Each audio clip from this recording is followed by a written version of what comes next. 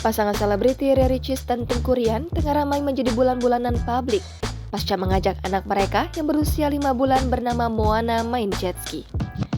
Kendati demikian, Ria Ricis tampaknya menghiraukan ramainya kritik dan kecaman publik.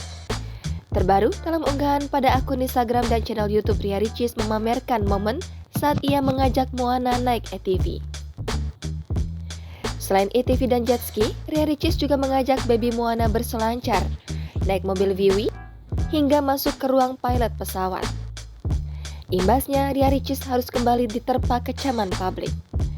Dikutip dari akun Twitter @tvindonesia WKWK, pada Sabtu 7 Januari kemarin, Ria Ricis dianggap meresahkan publik, terutama para ibu muda yang ditakutkan mereka akan mengikuti gaya parenting kurang baik dari Ria Ricis. Lantaran dituding membuat resah publik, seruan report kanal YouTube Ria Ricis pun ramai menggema di kalangan netizen. Untuk tambahan informasi, Ria Ricis sebelumnya sudah angkat bicara soal ramainya kecaman publik buntut mengajak baby Moana naik jet ski. Jangan lupa subscribe, share, komen, dan like ya!